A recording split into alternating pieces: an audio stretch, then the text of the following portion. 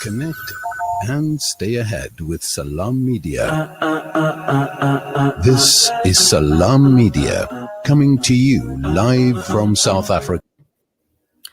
Welcome back. You're tuned into Inspired Afternoons, and yes, we are going for another edition of Through the Annals of Islamic History with our Islamic scholar, Ustad and student, Sister Shamshad Begum Sayed.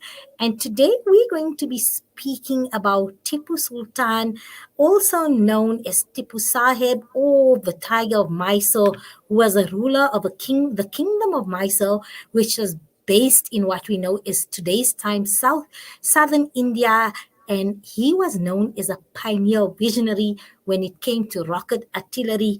Yes, it's important that we acknowledge these Islamic heroes that have contributed towards the rise of Islam as a superpower and as a nation, just as a reminder of where we are and where we need to get back and to guide our future and to lay the path. And somebody who is, as mentioned, passionate about Islamic history is Islamic scholar and student, Sister Shamshad Begum Sayed. Let me welcome her to another edition of Through the Annals of Islamic History. Assalamu alaikum, my beloved sister and Ustad.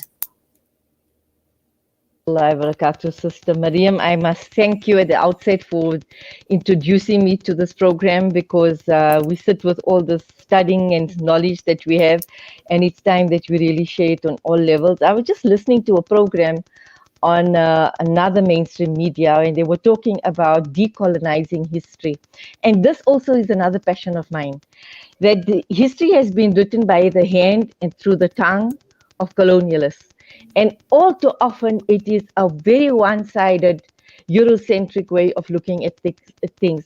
Similarly with Islamic history, it's been written many times through the pen of either Orientalists, or it is done by very pro-colonialist powers, and that has become the mainstay way. And that is a very important task. We shouldn't just study history, but we have to rewrite it according to the facts that was given.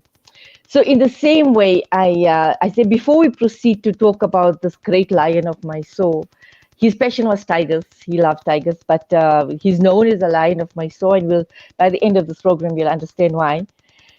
You know, we just like to revisit and talk about why it is important to proceed to emphasize the point that Islam is a dawah-oriented religion.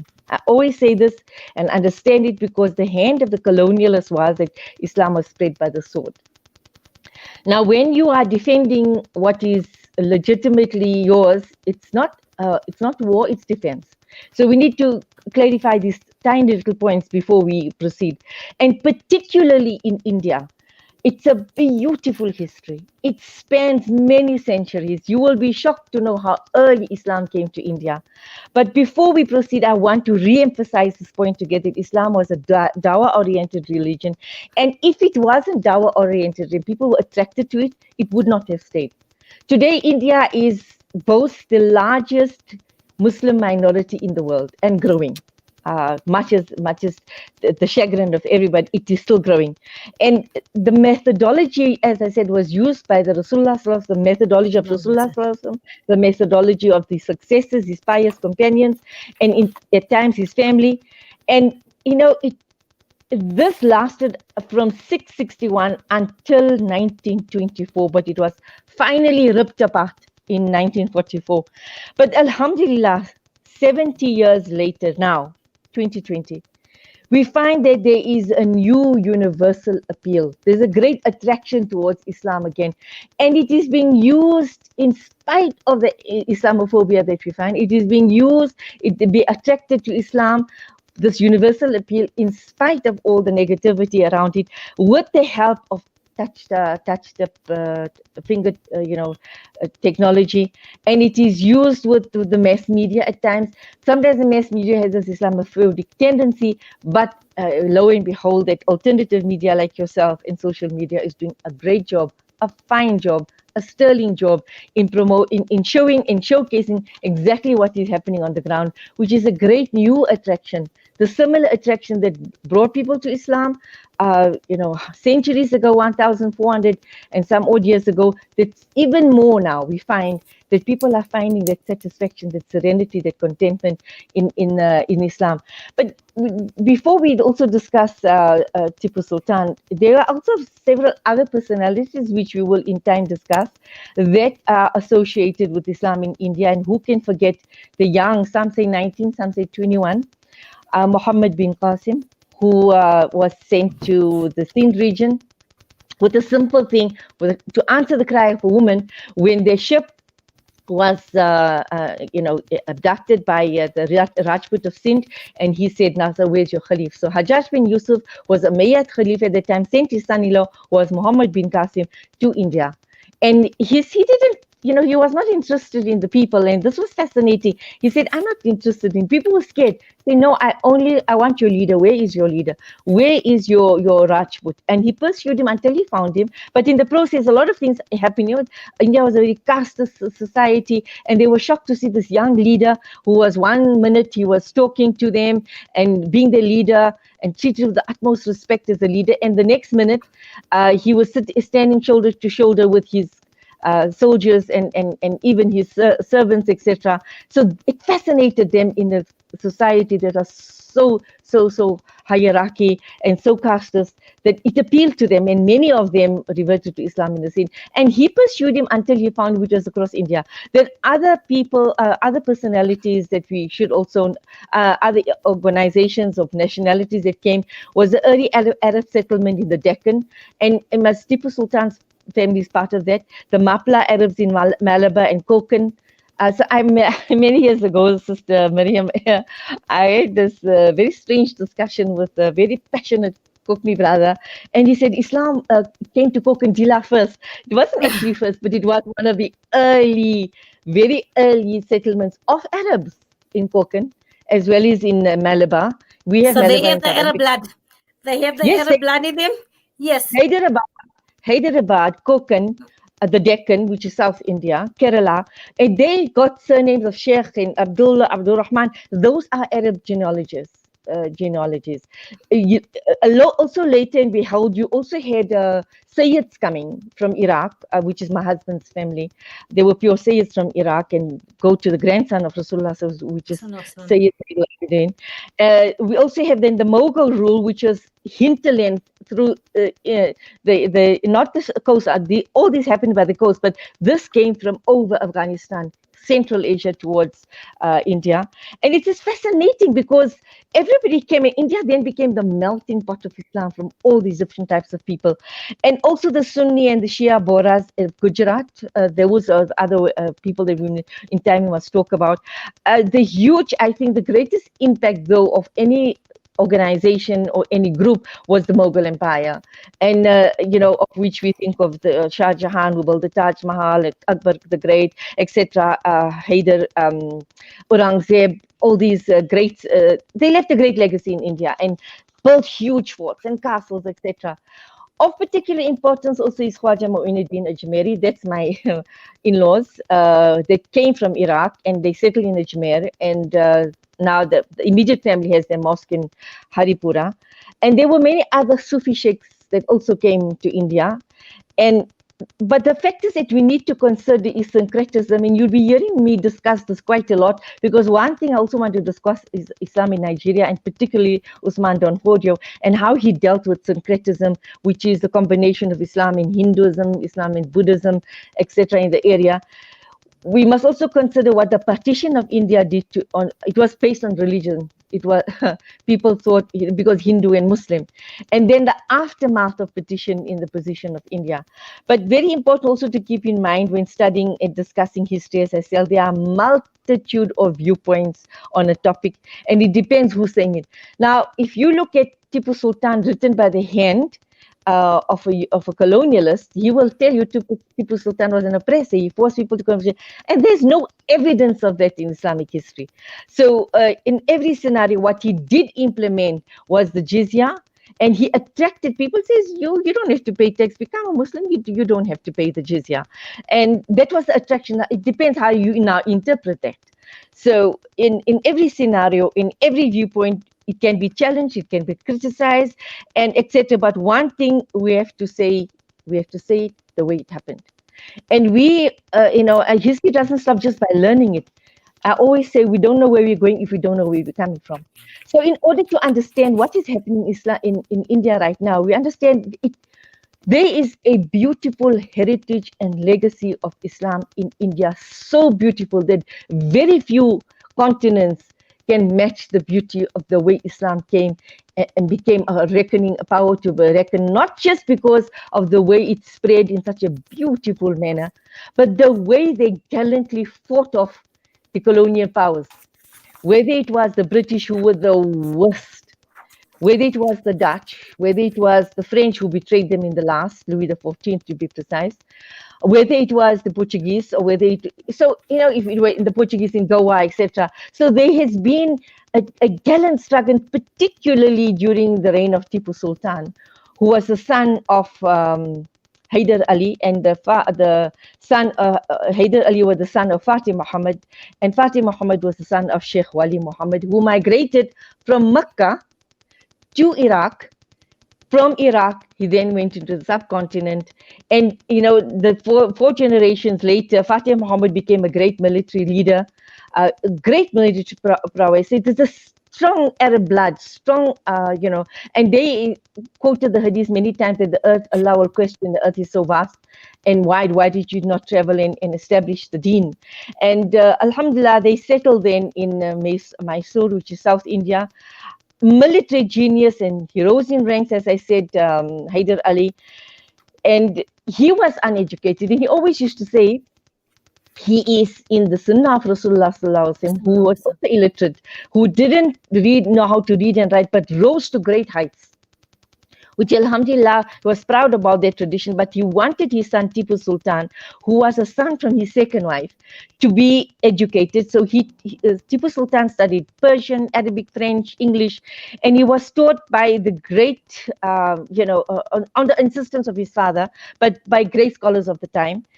And everything he trained in every art, whether it was, every simple art he trained, every great art of military he trained in, and he was with the practical help of many of the scholars and great learned people of the time. And because he had to, in time, he was going to shoulder some great responsibilities that awaited him, and he handled it with great admiration. But the main opposition to Muslim rule in Mysore at that time was from, number one, British, which was both external and internal. I'll tell you why it was internal, because they then bought support from the Marathas and even from the close people in time, around Tipu Sultan. And the Marathas were they were indigenous of the region, but some would call them plunderers. It depends who's saying it. But at every turn, they were put down, and many of them did, revert to Islam. But the others that remained what they are, it's like a Bedouin group, basically. The father of Tipu Sultan, as I said, Hyder Ali, was historically one of the most powerful leaders to defeat the British. They were so afraid of him, and over and over again, they tried new strategies, and you will never see this in historical books, Sister Miriam. You have to really study to understand who, and one day maybe we should just discuss Hyder Ali. Time and time again, the British tried new strategies and other strategy. If you look at the south of India, they're quite exposed to the ocean.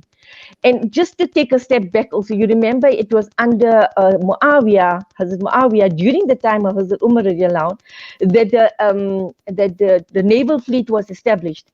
This became a critically important development for later years, especially, remember Tipu Sultan and his father were during the time of the Ottoman period. And I want to close later in the program when I talk about how he appealed, how he took permission and the blessings of Sultan Mahmud II when he wanted to take any endeavor. He didn't need to. He was quite far away, but through Muscat, he sent a message, and he wanted to, send gifts to the Sultan, and he got the message to say you can go ahead with whatever projects you are planning with. But the inspiration for resisting and Sister Shamshad? I think we lost Sister Shamshad momentarily. Let us go for a short break while Zia tries to raise Sister Shamshad again.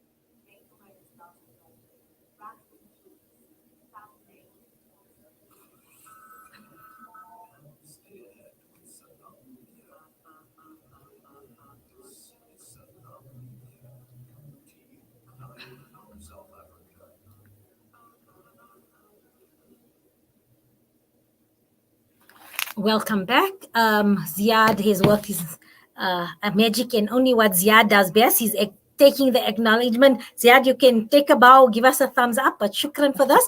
And I've got Shamshad back. Sister Shamshad, we lost you momentarily, but you can go ahead. Yeah, no, just saying one of the greatest inspirations of Indian history was the manner in which, Hyder Ali resisted the British. And this was also became the inspiration and the mainstay of Tipu Sultan. That there's this a story that when he was very young and he was playing in the streets of Sarangapatan, and a Muslim saint who was passing through stopped him and said, "I can read from your face that you will one day be a great leader.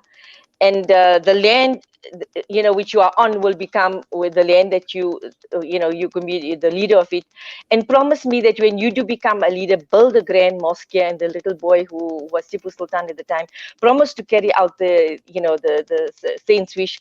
And the saint's word did come true, because Tipu Sultan became the king of Mysore and kept his promise. He built a grand mosque in Sarangapatam, known as Masjid al-A'la. It still stands today, alhamdulillah.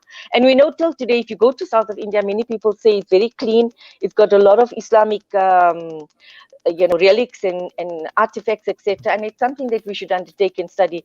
But during his rule, and you mentioned about his innovations in the military, but there were many more, not only about the rocket, introducing rocket power in military warfare, but also his strategy, his way of thinking, his way of understanding the enemy, which was to study the British. Remember, he was a scholar. So in order to understand, to fight the British, he needed to think like them. And that is exactly what his studies taught him. Remember, he was well-versed in Persia, and at one stage, the Persians were great military power as well. So he took the best of the British, the French as well, but he began to think the way in which the British would strategize.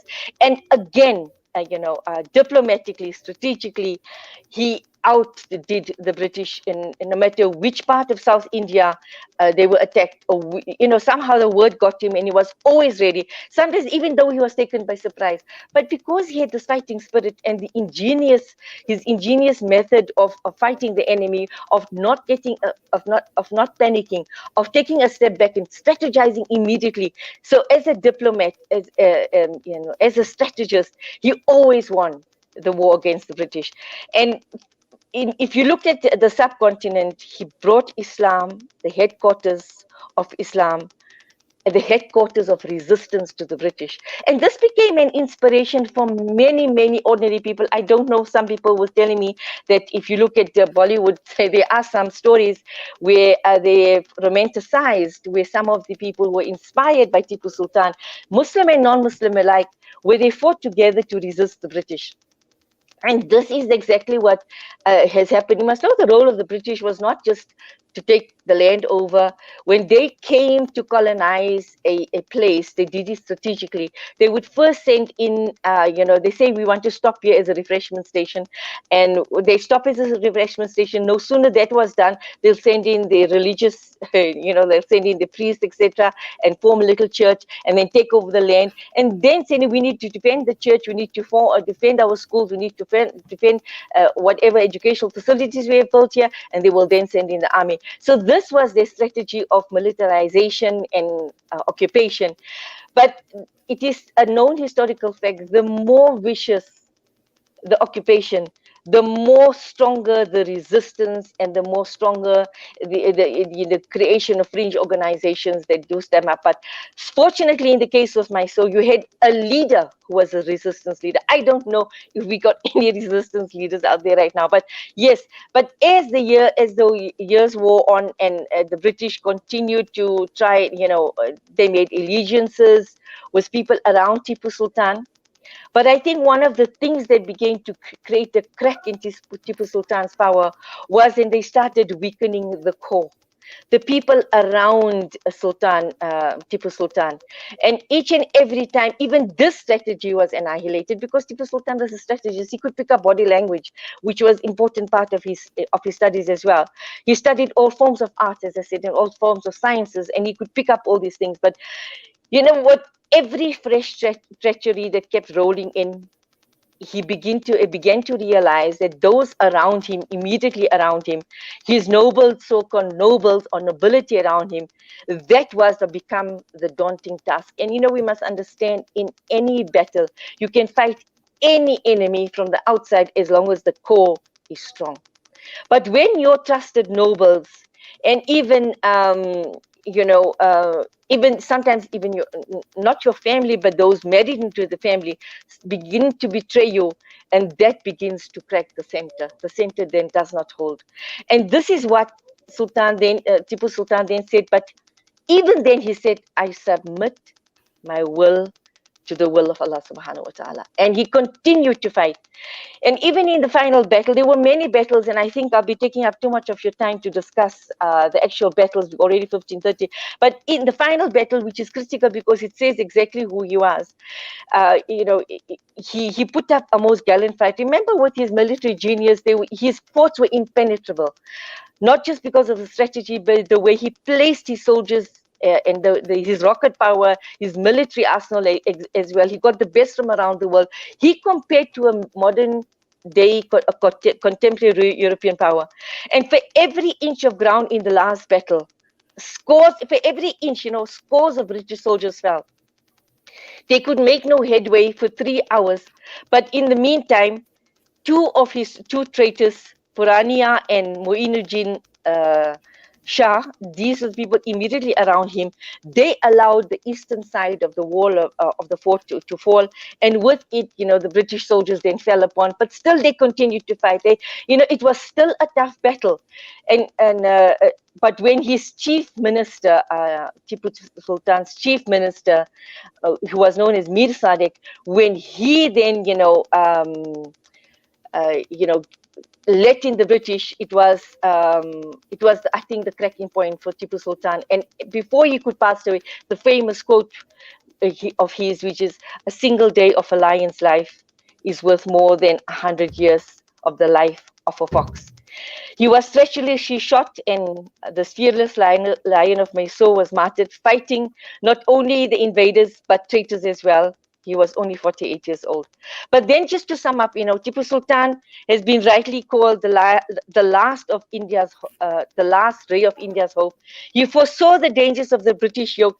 Little did he know he was fighting a global struggle, because this kind of strategy was not only implemented in India, but it was implemented in all the British, colonial lands, where they used strategy to destroy the core of power, and that's how they let themselves in. And then they also came with, firepower, which is guns, etc., and there's no longer swords, etc. So from a distance, they could shoot and kill and maim. If you're looking also at, Lesotho and King Moshesh, how he put up a fight by rolling down rocks on the mountain. But when the firepower, the British were defeated, I must say. But when they started with firepower, it was a beginning. It was a new warfare, as we now have a new warfare. It doesn't even have to be guns. It is from the air. But anyway, Tipu Sultan was an extremely just and pious man who loved democracy and did away with landlordism. This made the tillers of the soil. That means the farmers, the farmers own the land. Right now, if you look at the news worldwide, you'll find hundreds of thousands of Indian farmers are taking to the streets because they've been disenfranchised. They're working on the lands, but they're getting no assistance. But Tipu Sultan, paid special attention to tilling the soil and giving empowering farmers to own the land so they can make good out of it. And the result obviously was an unusual prosperity for the people of Mysore. Trade and industry grew rapidly as a result.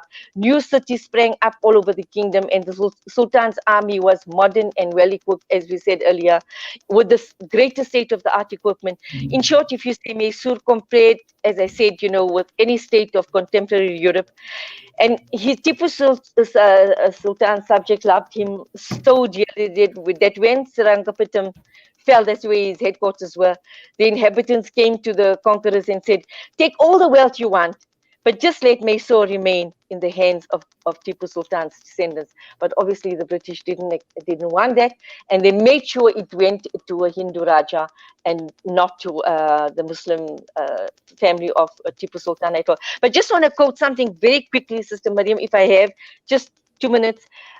In November 1785, a large contingent from Mysore, comprising of troops, servants, officials, and 4 wakils left Sarangapata for the port of Tarji on the Malabar coast, and they were charged with the mission from Tipu to Ottoman Sultan Abdul Hamid, the first in Istanbul.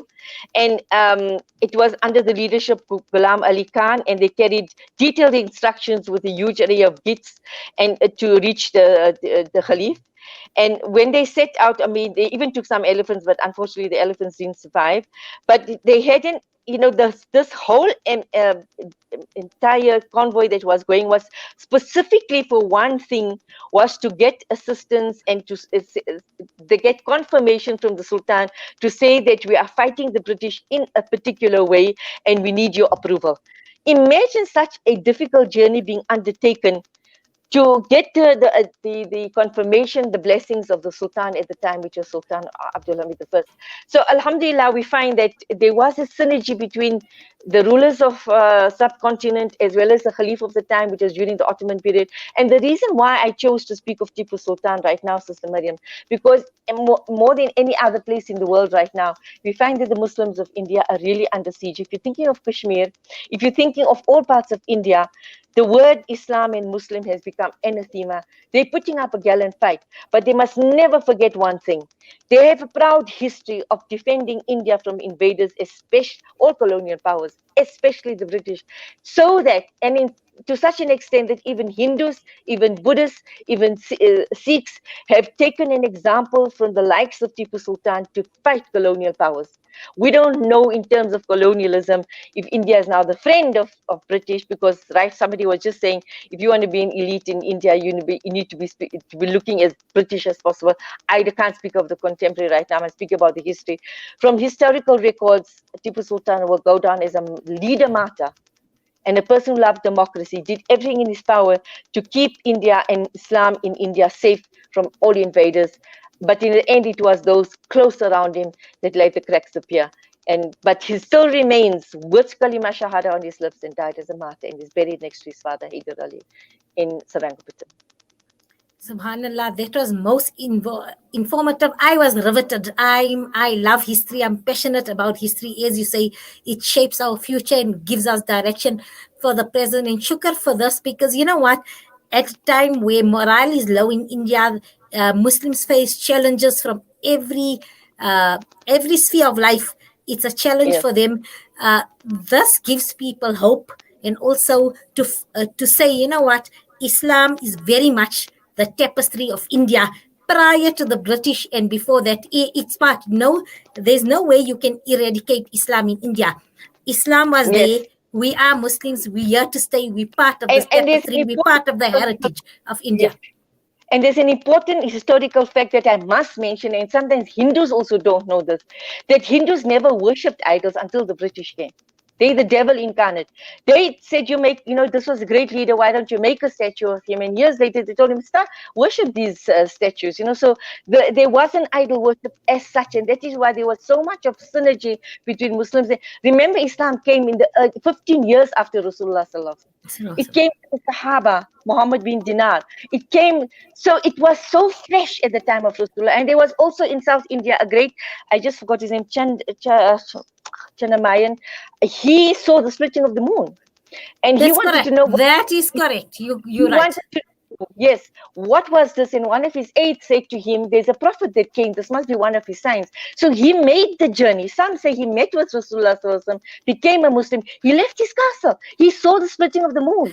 And he left his castle. And actually the splitting of the moon was confirmed because he seen it in his kingdom, in India, miles away. So that confirmed the fact. So there was no denying that it was a made-up fact or something like this. His testament actually confirmed the splitting of the moon. And then years later, some say he met Rasulullah, and when he went on his return, he's buried in Oman. Oman, people say, is very serene, beautiful place. And it's like Rasulullah was buried this side. On the other side of the peninsula, you find Oman, you find Rasulullah, this great king, who was so firm. He left his riches and he went to meet Rasulullah because he said he saw the splitting of the. This is a phenomenal event, historical, phenomenal event. And maybe one day we can talk about it. But right now, for the purpose of this listening, that Islam has a strong, a beautiful legacy in the likes of Tipu Sultan, Muhammad bin Qasim, etc. That the people love these personalities so much that long after they are gone, even till now, about 2 weeks ago, if you looked at NDTV, they were fighting that Modi didn't want some legacies of Tipu Sultan to be celebrated. And the people who were non-Muslim said, no, this man protected India from invaders, not just the British, who were the worst at the time, but the Portuguese, the Dutch. At one stage, the French reneged on the agreement with Tipu Sultan because they were somewhat close to him. But at the end of the day, we need to understand that Muslims of India should keep their head up very high. And sometimes we ourselves, we understand it was not just the Indian Muslims, but the Arab legacy in India is very strong. All parts of India, whether it's the East Coast, whether it's the West Coast, or whether it is the South, the Arab legacy is firm. So we should never look down and people say we have this legacy. Sayyids have their legacy, but Arab lineage is very strong. Shamshad, we are going to continue. I mean, you and I can go for another 2 hours and we'll still be as fresh because we're both passionate about this topic. Jazakallah, until next fortnight, may you be under the care and mercy of the Almighty. Assalamu alaikum wa rahmatullahi wa barakatuh. Wa alaikum salam wa rahmatullahi wa barakatuh. We're going to go for a short break and then we're discussing environmental issues.